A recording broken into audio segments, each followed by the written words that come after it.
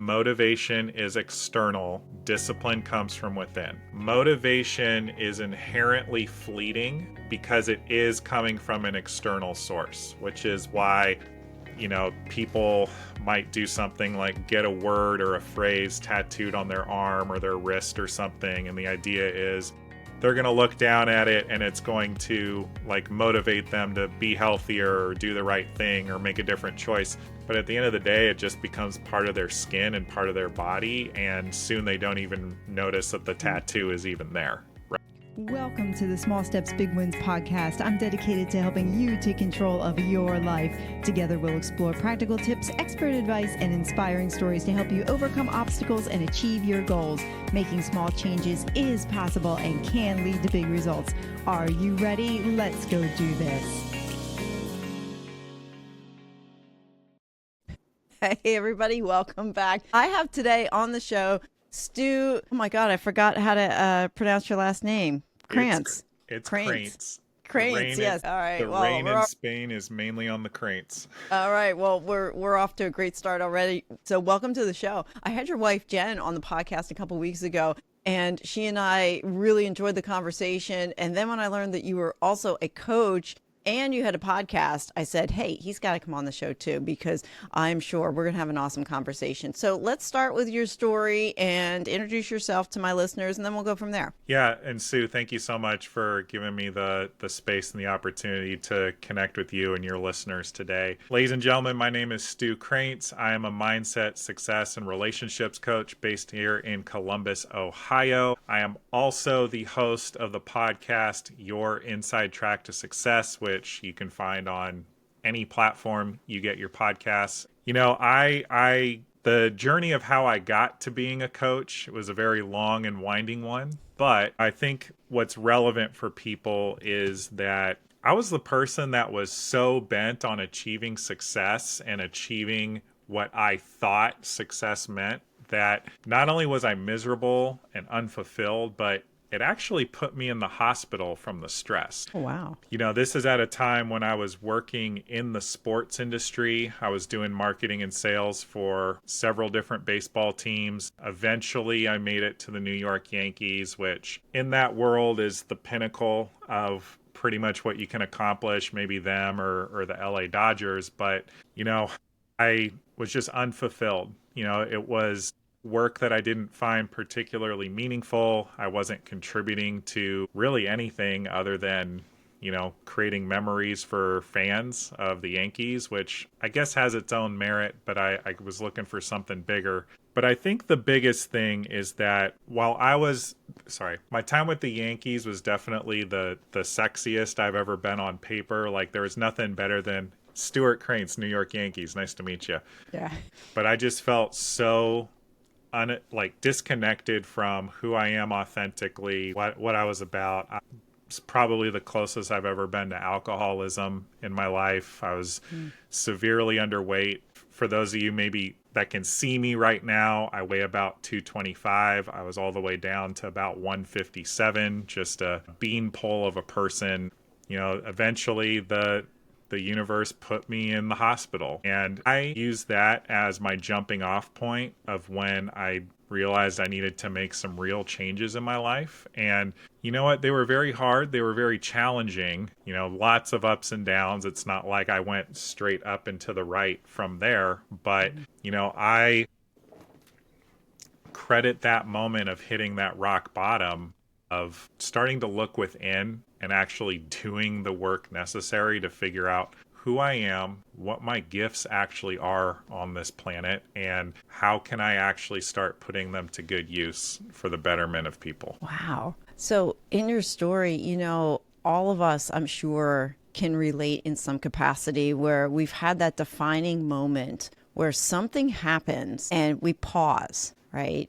In your case, you wound up in the hospital. In my case, I had a couple of traumatic events in a row. And you have that pause and you have that realization that, well, wait a minute, I can keep doing what I'm doing because it's familiar, or I can figure out a different path. And the familiar path is the easy one, right? That's the one, it's like, I already know what to do. I don't have to change, regardless of whether it's good, bad, or destructive or whatever. So talk a little bit about what happened internally for you and maybe externally that changed that path for you, because like you have that choice, right? We can either choose to stay on the path even after the markers happen, or we can jump ship and go somewhere else. What Yeah. changed for you other than just being in the hospital? Because people can go in the hospital, come out, and then just repeat the pattern over and over again. So obviously something was different for you. Talk a little bit about what that was. So to drill in on the exact events of the day I left the Yankees and ended up in the hospital, I put in my resignation because I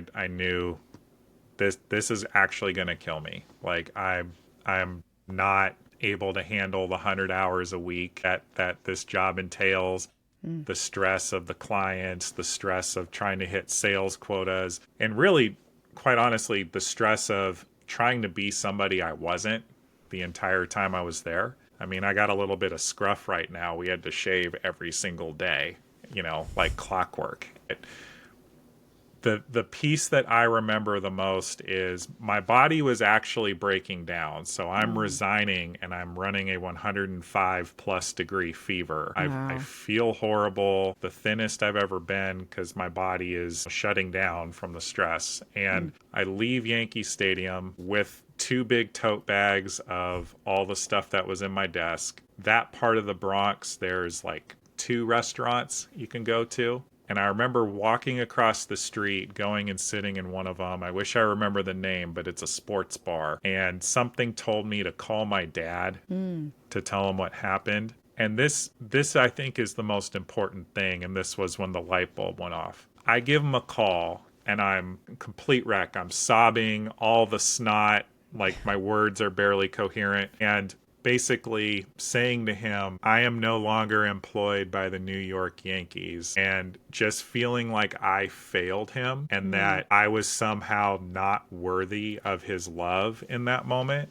Wow. And then he immediately met me with, I don't care. I care about you. I care about your wellness and your well-being. Like, just to hear him say that it never mattered to him what I did or what position I held or what I achieved, it made me realize in that moment how much of my life had been in the service of chasing other people's ideas of success or worth or what that meant. And I wasn't ready quite yet in that moment to take a deep look inward because I was Right. running 105 degree fever. But Yeah, right. I needed my dad to say to me in that moment, this doesn't matter. Go take care of yourself. Yeah.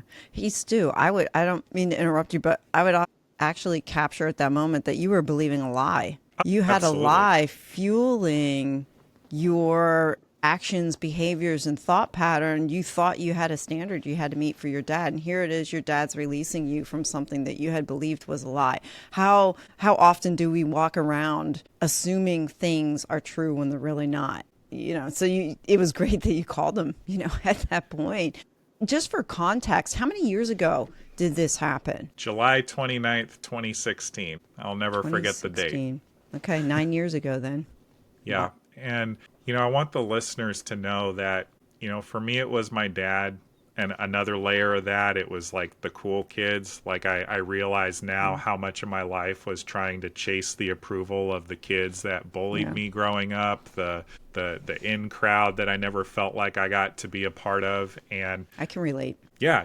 And I know so many people listening to this can. For me, it looked like, hey, I'm not athletically gifted enough to be the big sports star. I'm going to go be Stu the sports guy, like Jerry Maguire style. And I'm sure you have like a similar story. Yeah. Yeah. I mean, yeah, how often do yeah, I do. I do. You try so hard to fit in and it sometimes winds up backfiring. And then you create stories around what it is that you want to do in order to fit into a certain box. For you, what was it like to pursue, like, okay, after that defining moment, what was it like to pursue really your authentic self? Because you mentioned a couple of times that you're working this job with the Yankees. It didn't fit who you were. You knew there was something within you that's like, this is not who I am supposed to be.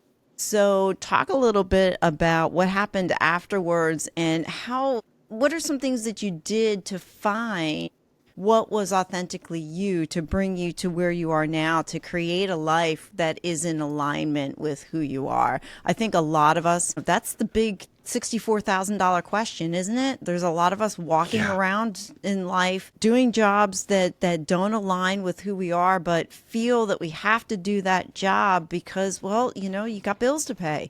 You've got stuff you have to do, but yet deep down it's not really who you are. So talk about your journey in that respect. Yeah. I mean, I could really go like blow for blow with everything that I did to try to get to this point. But I think to answer your question, obviously we get to figure out like getting our needs met, like food, shelter, things of that nature. But what worked for me was having the audacity to just try things and releasing attachment to what anything looked like. So while I was at the New York Yankees, where you're in a suit and tie every day, clean shaven, you're fitting their image, again, totally divorced from any understanding of who I am, what I'm about, I was actually my least confident version of myself. I was the least disciplined version of myself. And it's because I was so concerned about upholding this image at all costs. But what actually flipped the script for me was, like taking the risk of, I like to say, sucking at something new, like trying new hobbies, trying different jobs. I definitely flamed out of a couple more jobs after the Yankees, but it was in the service of me trying to figure it out. Right. How did you guard yourself against failure in doing those things? Because you could, failure would creep in. Oh, I tried this job. I only lasted 3 months. Oh, I tried this one. I only lasted a couple months. So talk about how you just kept going. Yeah. So I definitely didn't view it this way at the time, but I think that failure is actually a gift, because as long as you're taking the lessons forward from what's happening or what is, let me start that over. As long as I love that. No, I love that. Failure is a gift. I mean, turning it around. I've never heard it said that way before. Yeah, it's neutral feedback. So like, I'll give you a perfect example. I got cast into this role at New York City YMCA where I was managing their ad budget on an annual basis. I don't actually know how I got that role, hindsight being 2020. I guess I was a smooth talker or something, but I had no experience with ad buys, no experience managing anything like that, no experience selling complex ad campaigns to stakeholders for approval. And I failed miserably in that role.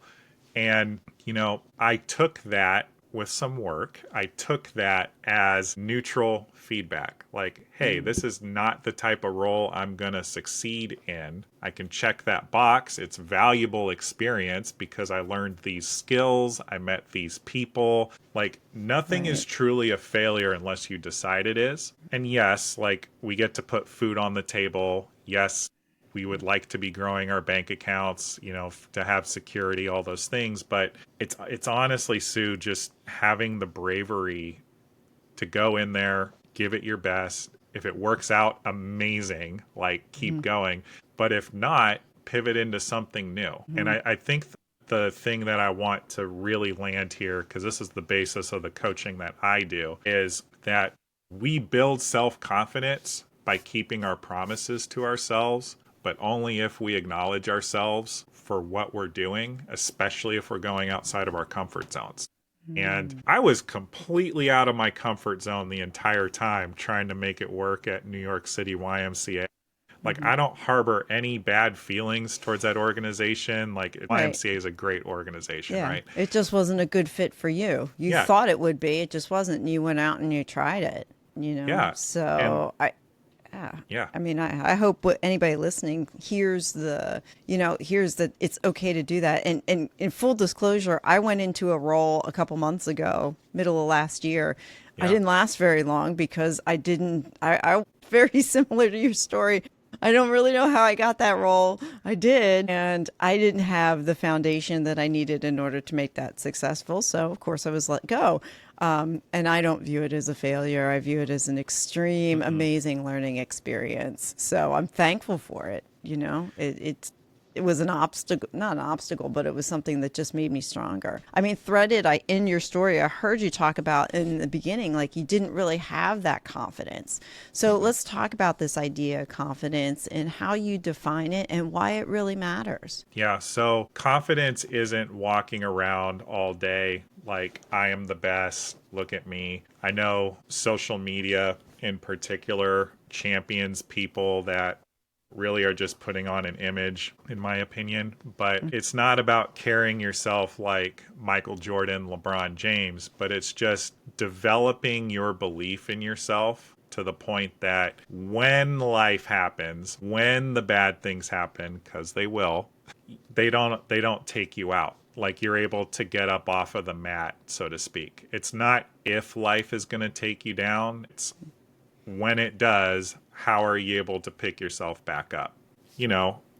Truth be told, in the moment with the YMCA, I was still not a very confident person. I was still internalizing a lot of what didn't work as like my personal failure. But because I've done this type of work, I've worked with some great coaches, I've done emotional intelligence seminars to really hone this skill, I can take a fat so to speak, on a sales call or on a coaching call with a client, or maybe I put out a podcast episode on my show and it's not like everything I hoped it would be, but I'm able to just take it as neutral feedback and it's like, okay, this didn't work. Ask myself the question, why didn't it work? What am I going to do next time? And in your example with your role, you could be throwing yourself a pity party now, even though that role was something that came and went a couple of months ago. But you're in a place where you're able to talk about it objectively, use it as the growth opportunity that it is, and just move on with your life to the next thing. Yeah, I mean, I'm I'm glad you brought up the job that I could throw myself a pity party now, and the event happened in November. It's now the beginning of February when we're recording this. And you're right, I could. But what was interesting about that experience was, first of all, I knew the end was coming. So I saw it. I just didn't know when it was going to happen. And when it happened, I resolved myself to have this anti-fragile confidence, anti-fragile just way of dealing with it. So when I was brought into the office and said, by the way, this is your last day, you're done. I need all your passwords and finish everything up and you don't need to come back in anymore. I was like, okay, all right, what do you need? Fine. Okay, fine. And I did everything that I needed to do, but I did have those moments where I went home and I'm like, God, what could I have done differently? What could I have done? Like, where could I go? So in those moments, those are the ones where you take them and you're like, okay, this is neutral ground for feedback. Yeah. This is, yes, I've quote unquote failed here, but what could I do differently when I walk into the situation the next time? So I think it's what we do afterwards and the questions we ask ourselves while we're evaluating the failures and how we view the situation. And the one thing that somebody brought up to me when I walked through that, they said, there is stuff going on behind the scenes that you're not aware of. And it is very possible that somebody else was pulling the strings and that told the person who fired me to fire me. It may not necessarily have been that person. It's just that he was told to do that. I'll never know. It doesn't matter. It's in a better place, right? You have to, sometimes you lose things or you have to leave something for something better to come along because there's only so much energy. There's only so much space that can happen in your life at that time, Yeah. And then the question I have is that after you lose, can we find our confidence after we lose it? If something really knocks us over and some get back up, some don't. What are some tools or a few things we could do to like really pull ourselves out of a rut when our confidence takes a really oversized hit? Yeah, so I got two things for you, Sue, and I hope the audience like really listens to this, it's gonna sound silly for those folks that haven't heard this before, but it's backed by a lot of great research. It's backed by experts that are far smarter than me. But it's two things. So again, we build self-confidence by keeping our promises to ourselves, as long as we're acknowledging ourselves for what we're up to. And a lot of people think of self-acknowledgement, celebrating ourselves, celebrating our wins as, well, I can only celebrate the big thing. Like I can only celebrate the promotion, or I can only celebrate getting the job, or I can only celebrate whatever the thing is, like whatever big socially recognized marker of success. That's the only thing that's valid and worth celebrating. And those are great things, but how many humongous wins do you have in your life versus the small little daily ones every single day? And I'm talking like, y'all, when I was done with the Yankees and I hadn't figured any of this out yet, there were days where if I ate breakfast, that was a great day for me. If I got out of bed before 9 a.m. and like wasn't just a zombie on my phone all day, that was a great day for me. Right. Stacking the small stuff. Yeah, but it's important because I think what a lot of us do is we get knocked off, we get knocked down. Maybe we're experiencing depression, maybe we're struggling with mental health issues. It's so easy on Instagram, TikTok, any of these other social media platforms to look at somebody who is better looking and has more money than you and allow that to make yourself feel bad about yourself. Yeah. But what I'm getting at is you're only ever competing against yourself. You're only competing against who you were yesterday. And if you start to create the little wins, it does not matter how small. Like, for example, if you're struggling with depression and you got out of bed and you got dressed today and you went for a walk, celebrate that, because that is important. That is valuable. And you know what? You matter, because you are taking actions for you and they matter. So I think it's celebrate your wins no matter how small. Don't judge yourself for how small they are, because you only have to live with you at the end of the day. So make sure that you are feeding yourself things that are going to build that confidence, which is acknowledging yourself, which has been proven scientifically to change how you view yourself in the mirror as you build that credibility. Especially if you're like, I'm getting out of bed today, I'm walking my dog, I'm going to walk at least a mile, and then you do it. Building that credibility is how you regain your confidence. Yeah. And then I got one more point I want to make, if I may. Yeah, go ahead. And I totally meant to grab this book and have it up here to like show the audience, and that's on me. A book I would recommend to anybody is called Presence by Amy Cuddy. That's Cuddy. At the time she wrote the book, Amy Cuddy had the second most watched TED Talk on YouTube. I think she's since been surpassed, but super valuable. The too long didn't read version of that book, ladies and gentlemen, is you can physically create in your body the feeling you want to experience if you start with a movement or a motion or a pose. She talks about being in the Superman or Superwoman pose. Yep. They make a joke about Hero's this on pose. Yes, exactly. They make a joke about this on an episode of Grey's Anatomy. I was watching it with my wife, and they're about to do a super stressful surgery, and the surgeons are all hitting the Superman, Superwoman pose. You know, there's science behind that. I was I just finished a 10-month-long coaching program where they talked about your physical presence, how you hold yourself, how you sit. Are your shoulders back? Are they slumped over? Is your head held high? Is your chin up? Are you breathing? But what's fascinating about all that is there is the science behind it that supports supports the positive reactions within the body when you do strike that hero's pose. Yeah, you just, when you start observing people and you start looking for it, you can tell the people that have that confidence, inner confidence within them by how they stand. It's Yeah. interesting that you brought that up, because I had a conversation with a friend yesterday and we were talking about how you can size up somebody, and if you can watch them in 30 seconds, watch how they move. And you Yes. can determine who, Yes. like what their inner thoughts and beings are just by watching them walking. And it's actually come from acting. I didn't realize this, but a lot of actors and actresses, that's what they do. They are trained to do that. Very, very interesting.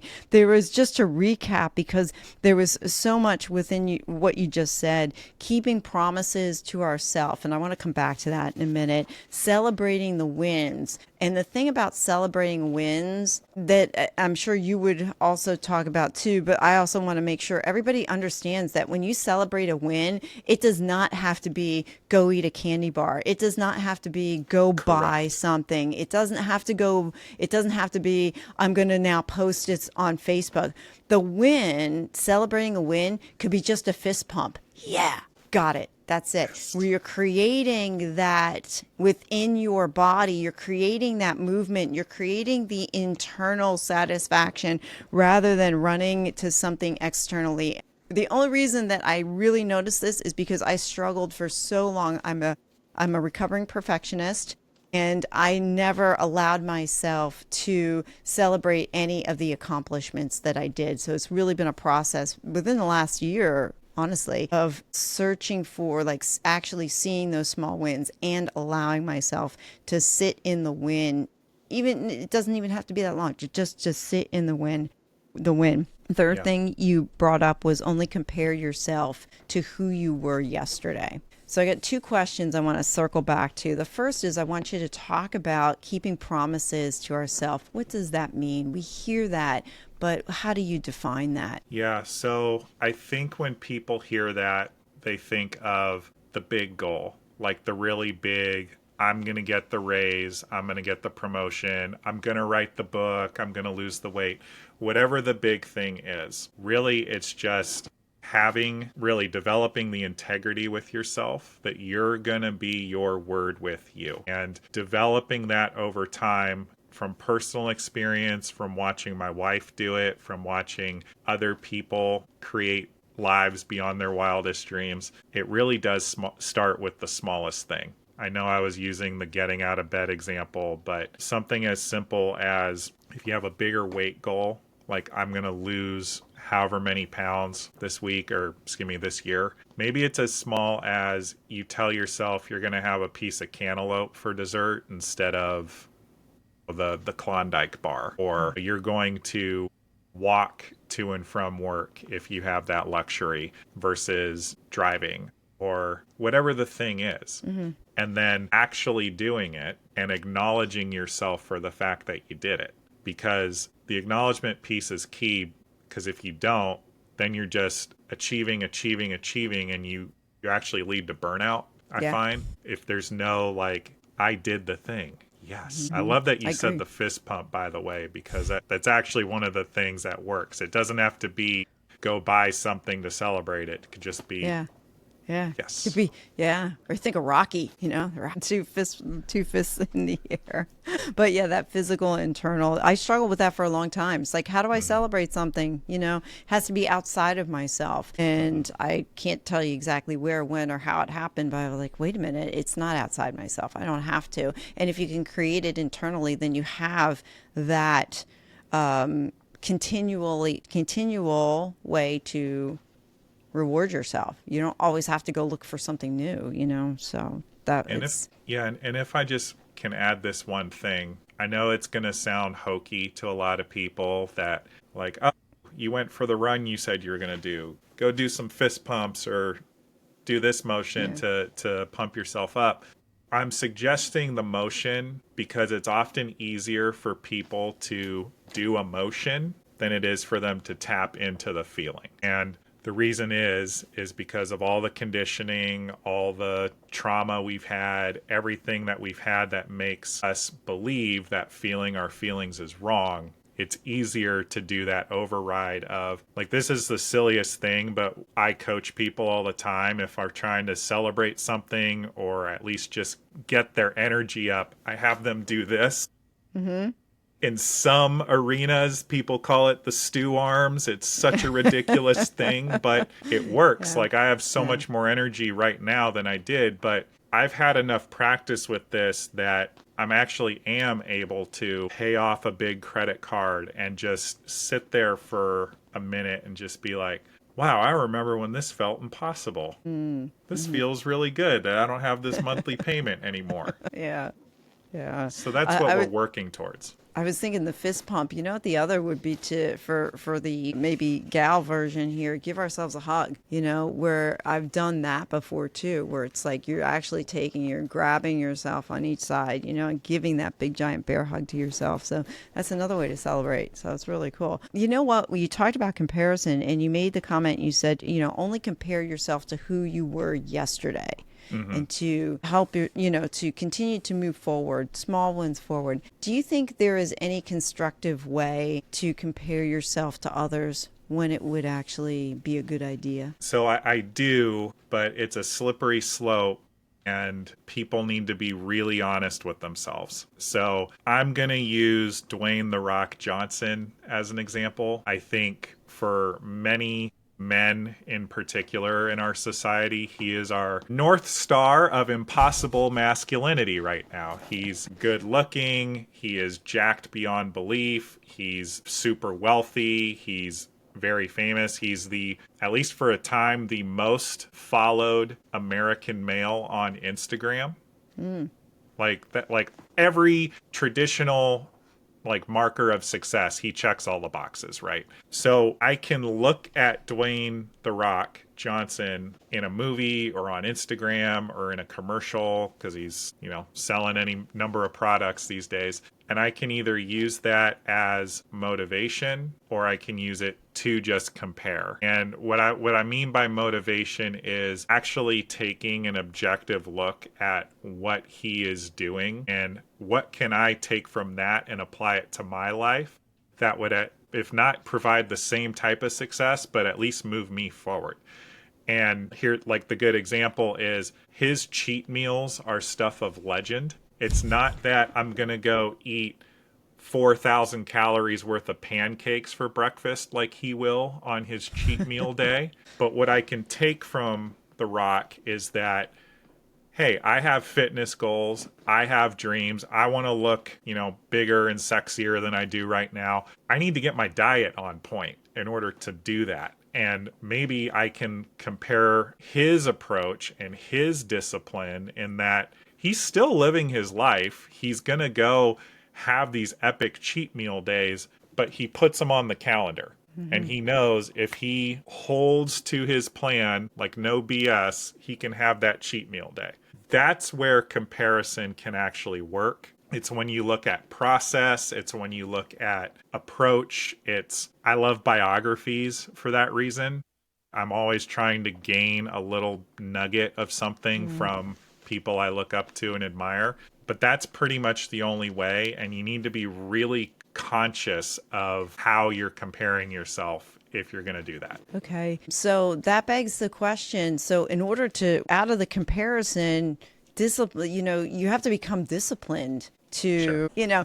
To let's take the eating, to have 6 strict days and then have the cheat day on the 7th day. To you, what's the difference between discipline and motivation? Yeah, and I'm really glad you asked this because it's really important. So to answer the question directly, motivation is external. Discipline comes from within. Motivation is inherently fleeting because it is coming from an external source, which is why people might do something like get a word or a phrase tattooed on their arm or their wrist or something. And the idea is they're going to look down at it and it's going to motivate them to be healthier or do the right thing or make a different choice. But at the end of the day, it just becomes part of their skin and part of their body. And soon they don't even notice that the tattoo is even there. Right? So you can always look for new things to motivate you. I know legendarily, Michael Jordan would always create things to motivate him to go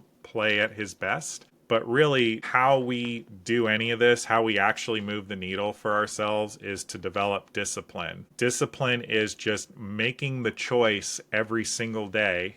And we are making hundreds, if not thousands, of choices every day, whether we know it or not.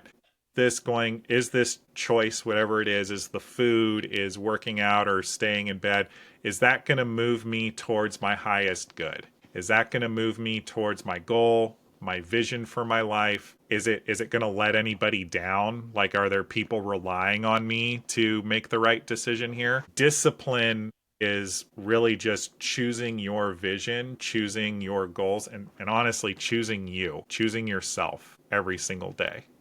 And something that resonates with me is I do believe in God. I do believe in a higher power. I believe that he, they, whatever you want to say, has given us a purpose, given us a mission in life, given us a reason for being here on this earth. And I believe that it's up to us to figure out what that is, but also do right by our Creator in order to develop our gifts and share them with the world. And if I'm staying up way too late watching Netflix, which I know is a trap for me because I love great storytelling, and then I don't get up at 5:30 in the morning to run, like, am I actually serving my highest good?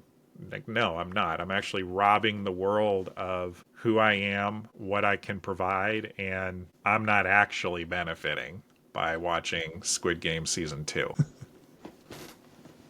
I've learned and heard it said that your next day is actually set up the night before. How Yes. you end your day actually sets up for you how you begin the next day. So, and what you were just talking about made me think of that. If you stay up till 12 o'clock watching Netflix, chances are getting up at 5 o'clock to go do that run is not, it's going to be a little more difficult. You might, but you can't sustain it. That's for sure. You know, we started to go there and didn't quite touch on it.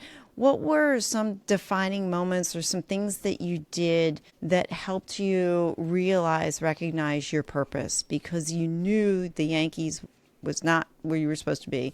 You talked about, several jobs after that didn't quite work out, and you failed forward, and learned from them. What were some things you did to help you find your purpose? Yeah, that's a beautiful question. I think the short version of the story is that I continued to flame out of jobs left and right, trying to find the right thing, trying to find the right fit, and thinking about how things are always happening for me, which is a lesson I learned. I picked that up off of listening to Ed Milet's podcast years ago, but that was such a light bulb moment. Trying to view all of the bad things through that lens started helping me look at things objectively. And so as I continued to flame out of these roles, I wasn't completely horrible at all of them, right? Like, there were aspects I was really good at. There are also things I was bad enough at that I couldn't continue on that path. But taking everything as a learning opportunity instead of a failure, I asked myself one day, what's the through line? Like, what's the theme Common here? thread, yeah. Like, what about these roles did I enjoy? Like, what was I good at? And it wasn't sales. It wasn't marketing. It was people. Like, I figured out by journaling on it pretty extensively that my gift, my talent is people. And then looking back at it, doing the exercise of looking back in time at all these different things where I can just point at that prove that, oh, I'm actually excellent at relating to, reading people, winning them over to my way of thinking, supporting them and winning them. I want to start that over, but supporting them in creating a vision for themselves and helping them get there. And one of the sales roles I was in, I won't name names in terms of the company, but they were pretty notorious. We were selling slots in a coding boot camp, and they introduced this new financial instrument in order to help people make it more affordable. The whole premise of the operation was, come pay $15,000 for this coding boot camp. We will help you get the job. And if we don't help you get the job in 6 months after you graduate, you get all your money back. and we had like a 98% success rate. Like we were crushing it. Wow. We introduced this financial instrument, which is a shared income agreement. So that's no money down, no money up front. Do the program, graduate, and then you pay it back as a percentage of your income once we get you the job. Sounds great, right? Problem is, there was a rider in the contract that these students were signing that if they were in the program for 7 days and didn't graduate, they were on the hook for the entirety of the agreement financially. Wow. And this was not disclosed to us as the salespeople. Wow. To compound it, they start marketing this in a way like learn to code, pay us back later. So we had people coming out of the woodwork just trying to get a job that were trying to sign up for this thing that very clearly had no aptitude, no real interest in coding, but were so desperate for a career that paid good money that they were like begging to let us in. Yeah. But a lot of them, it probably wasn't in what they should have been doing for a job, And wasn't the natural inclination. Wow. And I credit this moment as being where I started coaching people, because I could have just taken their money and made the sale and moved up in the organization like some of my colleagues did. But I was coming from a place of, I can't put this person on the hook for their livelihood if they can't handle this. So I actually was coaching people to not sign up for this program, which is in direct contradiction to the purpose of my role. To the actual job, yeah. It's interesting about that story, though, and I have interviewed quite a few coaches for my podcast, and I can't think of one.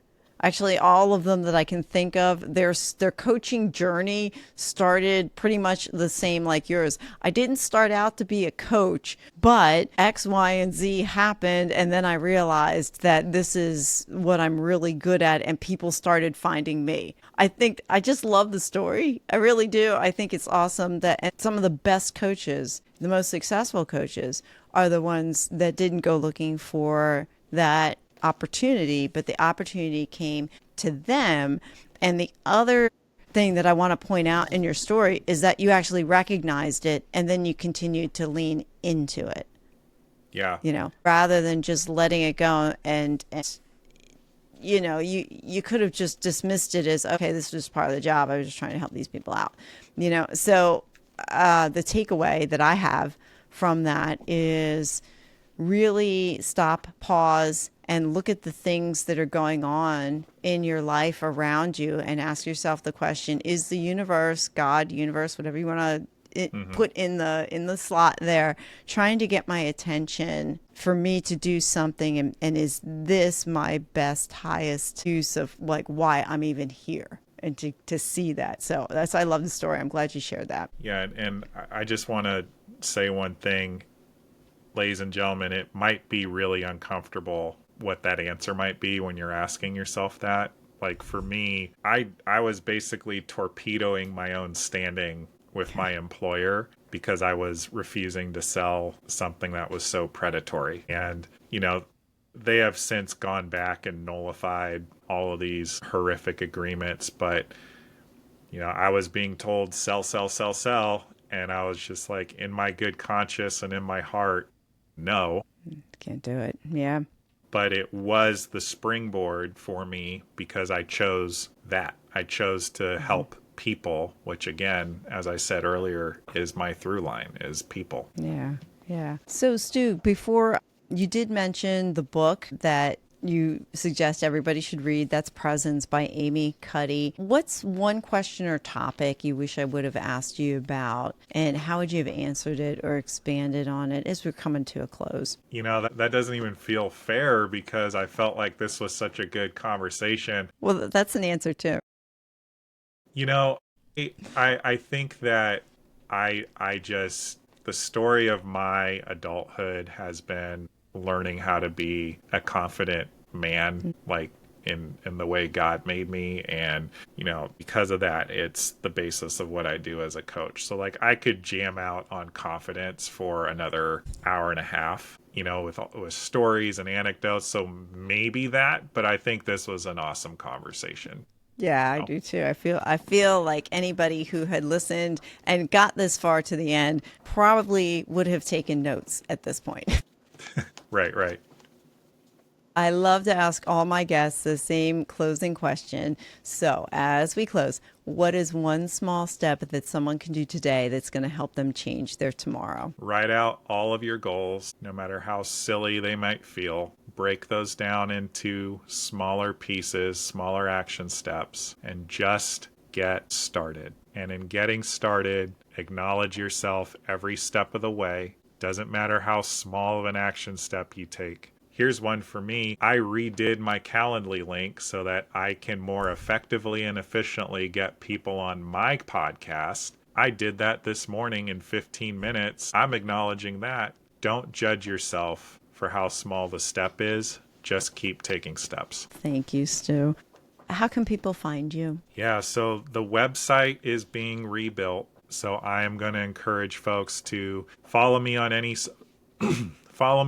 social media. I am at Stewart Kraintz on everything. Stewart is Stewart, Kraintz, Krain, N as in Nancy, T as in Tom, Z as in zebra, at Stewart Kraintz on everything. And then if you want to email me, I'm very open. I'll maybe even hop on a call with you if it feels aligned. Stewart@stewartkraintz.com. Well, thank you so much for the gift of your time. This has been an amazing conversation. I enjoyed it immensely. Thank you so much, Sue. We'll have you on my show as well.